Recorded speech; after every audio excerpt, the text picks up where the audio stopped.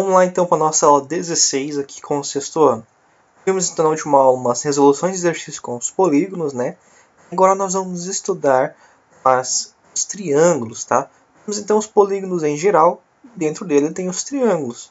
Agora nós vamos analisar mais ainda os triângulos, vamos ver tudo que a gente pode ver com os triângulos, ok?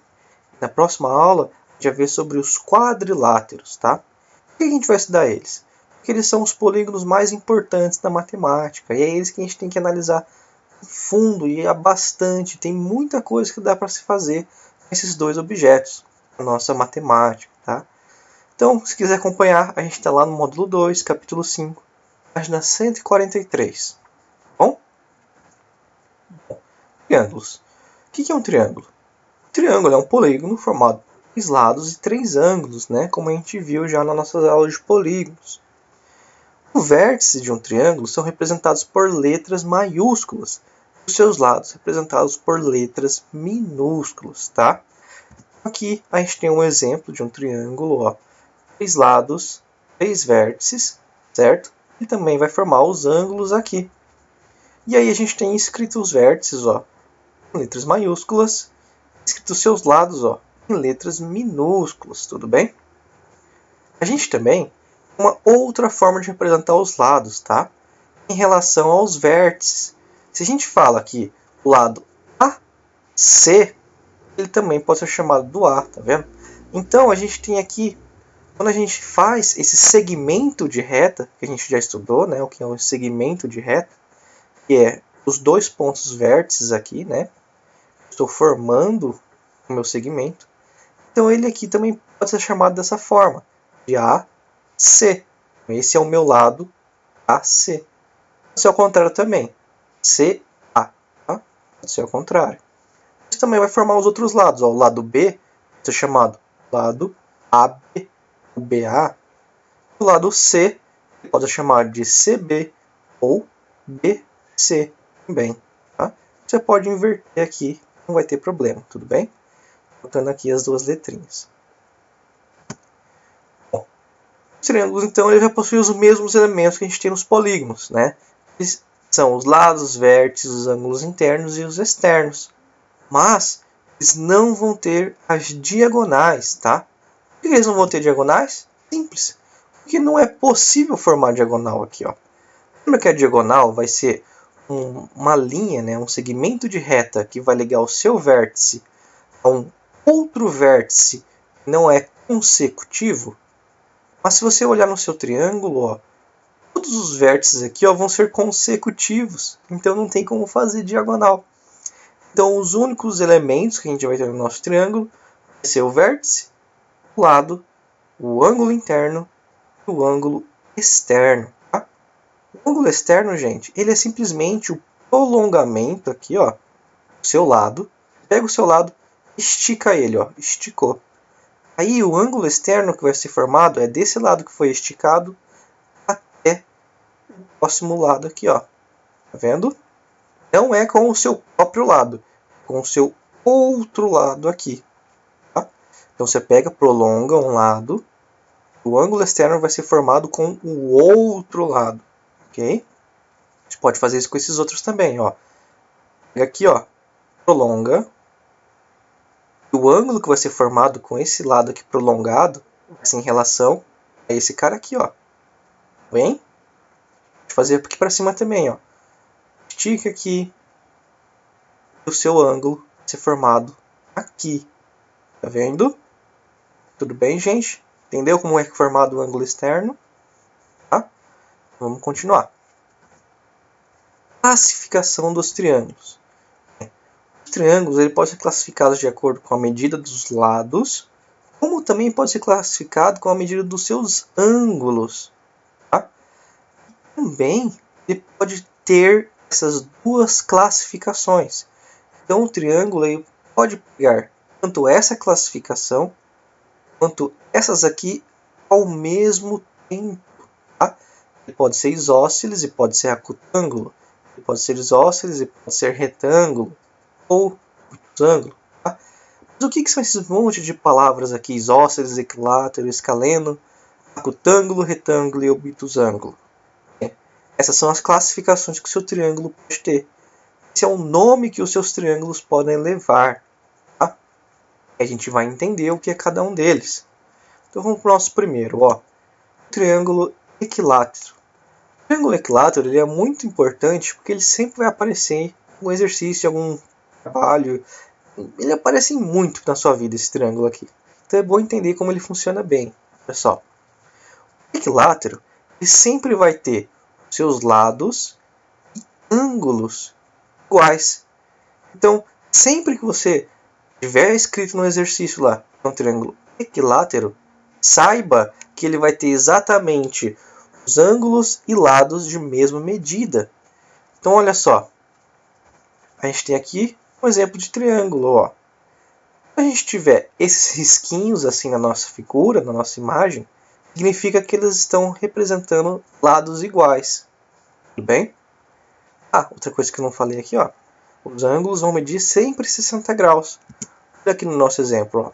A gente tem o nosso triângulo, ele tem lado A, lado de medida A, que significa que pode ser qualquer número. Inventa qualquer número aqui para o A. Tá? Lembrando que como é A, tudo tem que ser o mesmo número para todos os três lados, certo? Então, por exemplo, se aqui for 15, aqui também vai ser 15, aqui também vai ser 15.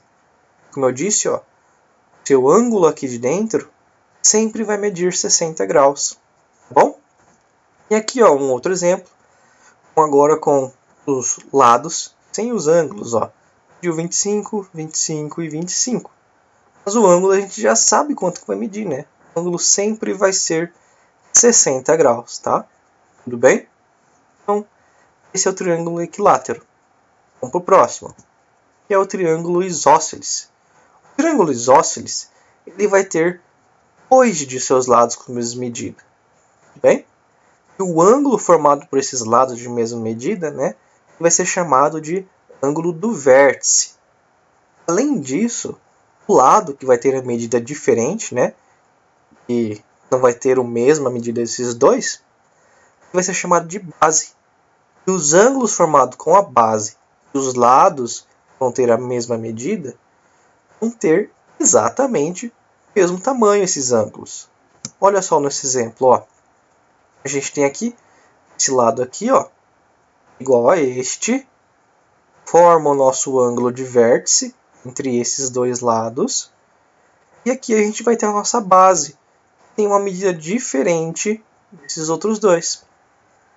Com a base, a gente vai ter dois ângulos, e esses ângulos vão ter exatamente a mesma medida. Aqui está falando que vai ser alfa, certo? Aqui então, ó, mesma coisa, ó, lado B, né, mesma medida. Ângulo alfa, mesma medida. E aqui um numérico, ó, 27, 27, mesmo tamanho. Aqui é 8, né, a nossa base, que tamanho diferente. Seus ângulos, ó, 70 graus, mesma medida. Tudo bem? Com esse nosso isósceles, tá? Também é um triângulo muito estudado pra gente, que cai em bastantes exercícios. O escaleno. Bem, o escaleno não tem muito a ser dito dele, tá? Ele é simplesmente um ângulo que tem todos os seus lados e todos os seus ângulos diferentes, tudo bem? Então vai ser tudo errado esse triângulo, vai ser tudo torto. Vamos lá, ó. Aqui está mostrando, ó, um lado com um risquinho, um lado com dois risquinhos, um lado com três risquinhos. Quer dizer que cada um aqui vai ter uma medida diferente, tudo bem? Um outro exemplo aqui, ó, lado A, B, C, ó, tudo um número diferente, ângulos diferentes, ó, alfa, beta, lambda. Aqui um numérico, ó, 4, 8, 11, 37, 126, 17. Então vai ser tudo diferente, certo? Esse é o triângulo aqui que pode aparecer para vocês também, tá? Agora vamos ver em relação aos seus ângulos, tá? Classificação dos triângulos em relação aos seus ângulos. Primeiro que a gente tem, então, o acutângulo. Então, se a gente lembra, então, das aulinhas de ângulos, essa palavra aqui, ó, remete ao ângulo agudo, tudo bem? Então, se os seus triângulos têm ângulos que medem menos que 90 graus, então seu triângulo é um acutângulo. Se todos os seus ângulos aqui for menor que 90, então ele vai ser um octângulo. Aqui, ó, um outro exemplo numérico, 60, 80 e 40. Todo mundo menor que 90, então é um octângulo, ok? No caso aqui, né, os lados não são importantes, né? O que é importante para nós classificar esse tipo de triângulo é somente os seus ângulos, ok? Outro aqui, o retângulo. Um retângulo, lembra uma coisa que é reta, né? Que ângulo que mede exatamente tem um nome, ângulo reto, o ângulo de 90 graus.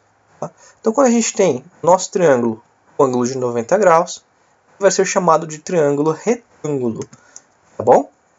Então, lembrando, né, que o nosso triângulo retângulo, ele sempre vai ter esse quadradinho com um pontinho no meio. Tá? Esse é o símbolo do nosso ângulo de 90 graus na matemática. Lembra? Bom, basicamente isso daqui. E aí a gente tem o obtusângulo. Tá? Então, obtuso, lembra lá do ângulo de maior que 90 graus, né? Então o seu triângulo vai ter somente um de seus ângulos maior que 90 graus. Tá aqui, ó. Um dos seus ângulos é maior que 90 graus. Aqui eu peguei o mesmo exemplo que a gente viu antes, ó, porque ele tinha um ângulo maior que 90 graus. Bom? Por que é somente um ângulo que é maior que 90 graus? Porque é impossível se formar um triângulo quando a gente tem dois ângulos maiores que 90 ou simplesmente dois ângulos iguais a 90 graus. Tenta desenhar um triângulo com dois ângulos a 90 graus. Não dá certo, é impossível. Ainda mais um ângulo com dois ângulos maiores de 90 graus, né? Não dá. Então, se tiver um ângulo aqui, maior que 90, vai ser o nosso obtusângulo. Ok? Bem, gente, então essa foi a nossa parte aqui com os triângulos, tá? Então, tem uma parte no livro que vai ter uns exercíciozinhos para vocês fazerem. Está lá no site. Então, bons estudos e até a próxima aula.